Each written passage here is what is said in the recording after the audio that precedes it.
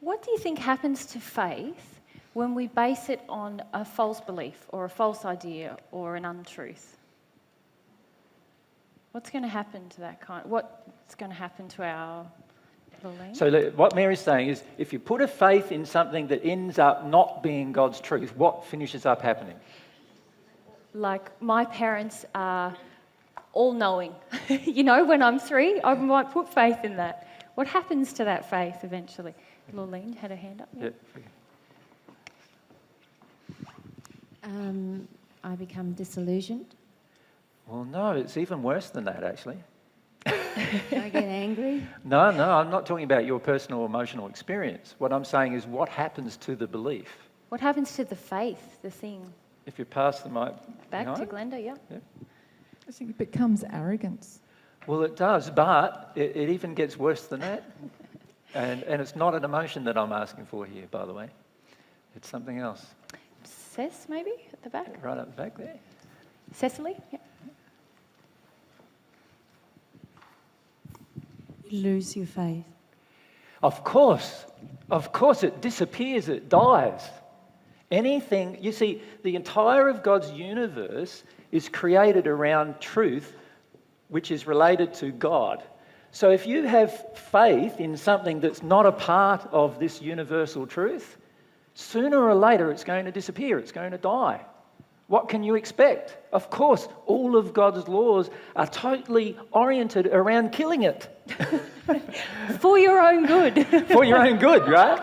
So having faith in something that is false is pointless. And in fact, all of God's laws of the universe are governed to try to destroy that kind of faith. God wants that faith gone. It's not even in harmony with the universe. It's not in harmony with the object of your own creation. So any faith that you have that is based on false beliefs or false opinions, that it is just going to die.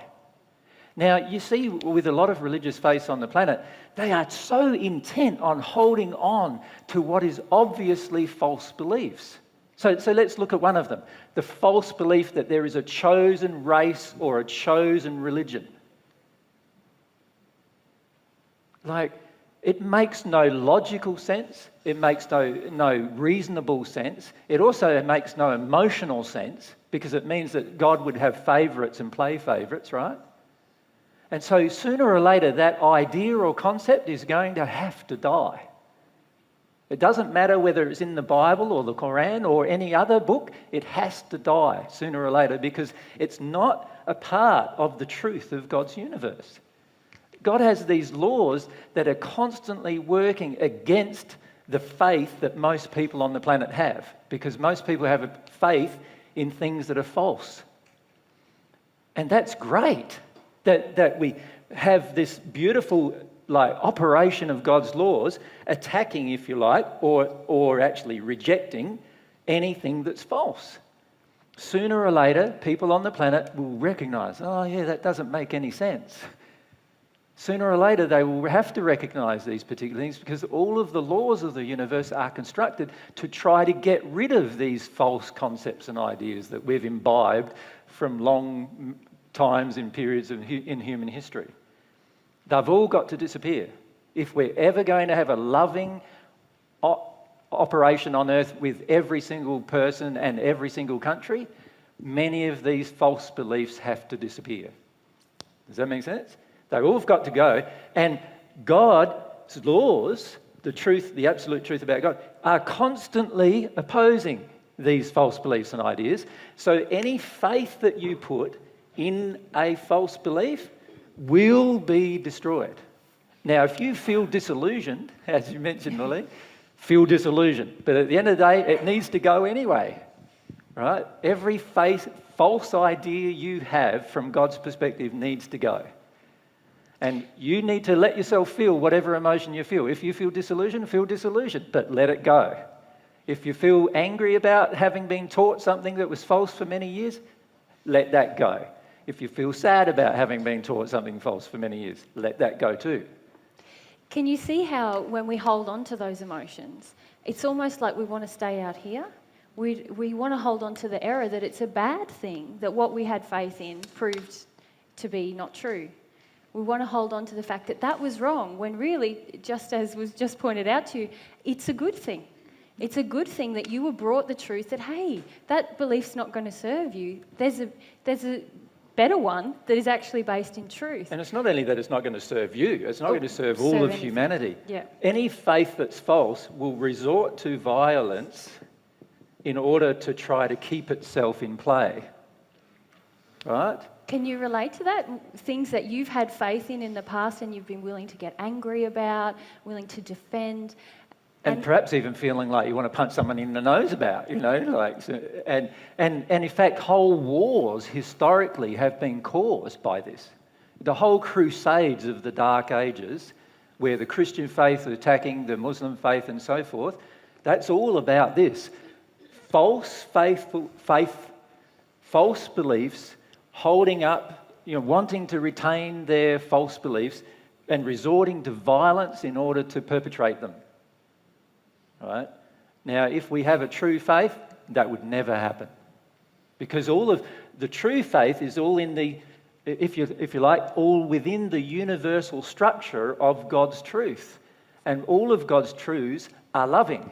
So we would never resort to violence just to protect a belief, if we had true faith.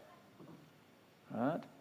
And this is a very important thing to understand about faith. So it's very important to understand this number one thing, and that is that every personal opinion you have, doesn't matter where it came from, sooner or later in your future it has to disappear if you're going to be in complete harmony with God's truth. Right? And if we know that faith, based on false ideas and beliefs, is eventually going to have to die or leave us, the faith that we have in truths, the faith that is based in absolute truth, what's going to happen to that? It's only going to grow, isn't it? Because it reinforces itself with love and truth.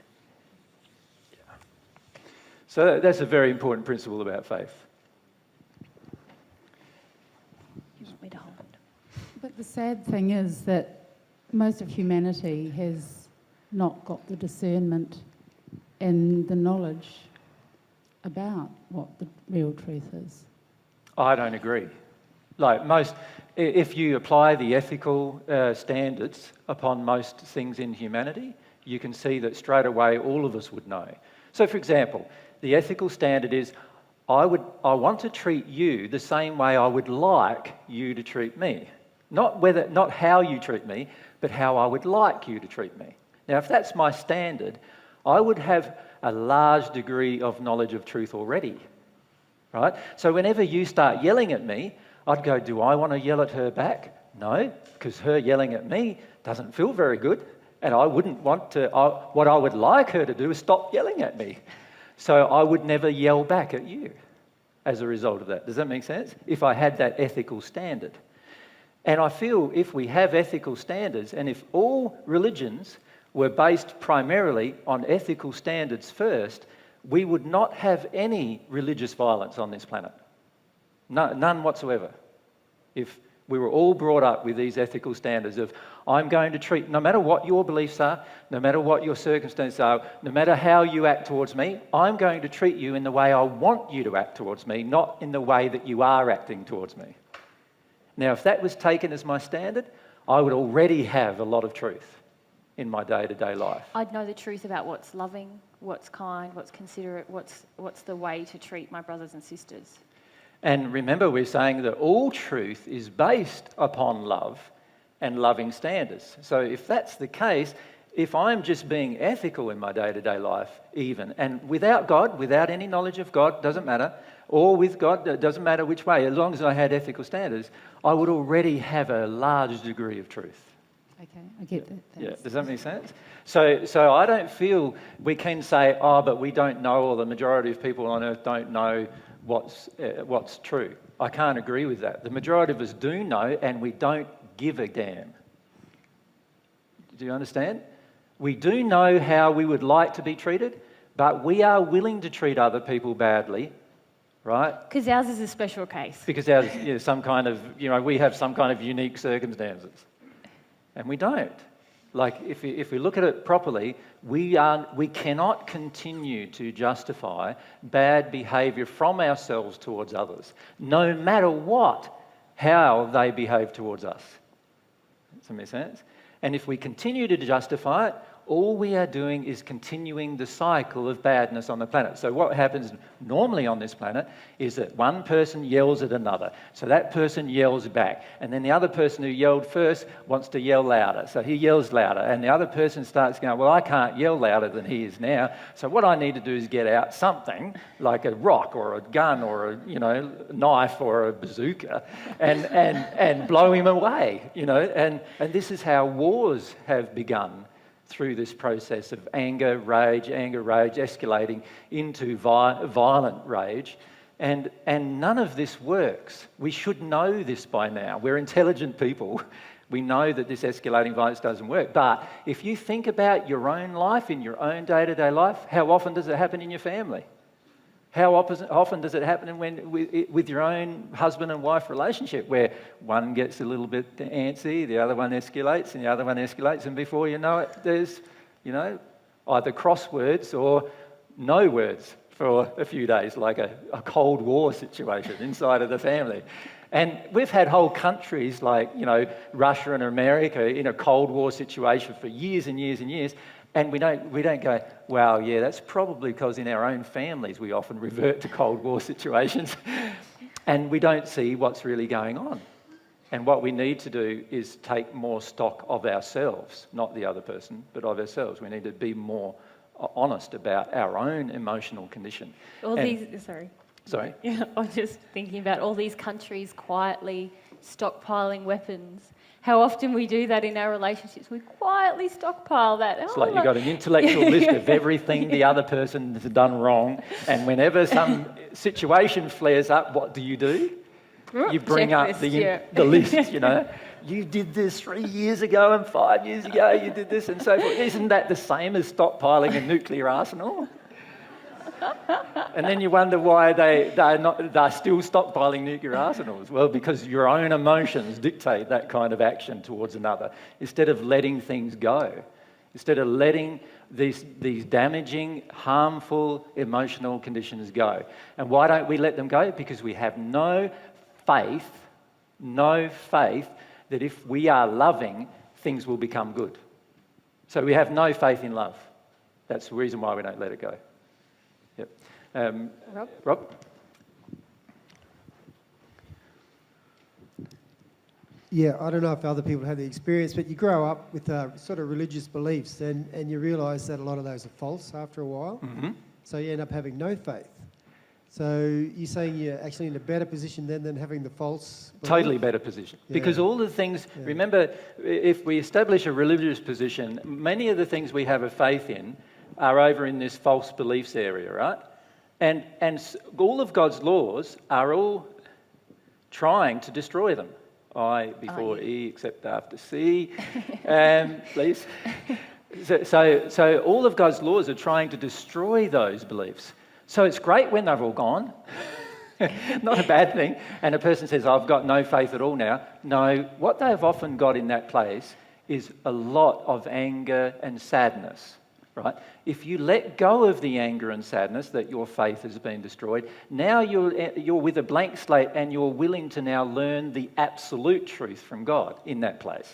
And that's a fantastic place to be. And ironically, often as you let go of the anger and the grief about it, truth just seems to float. You go, oh, no, I know that thing was right and that thing was definitely wrong. Yeah. So I would not be concerned about the sort of the destruction of faith when faith is attached to false beliefs, because all false beliefs must be eventually destroyed if we're ever going to experience love on this planet. Any false belief we have about being loving or being unloving needs to go if we're really going to ever, as a society, change, where we still honour each other's desires, we still honour each other's individuality, we still honour each other's right to make decisions and choices for their own lives, we still honour that they have different beliefs, but we're unwilling to act out of harmony with love whenever anybody is in a different place than ourselves. With a different culture, different religion, different gender, different whatever, it doesn't matter, we're still going to love them. And that is the most important thing that we need to realise. And it's the false beliefs that stop us from doing that. And that's why, in the end, God wants you to get rid of them. So...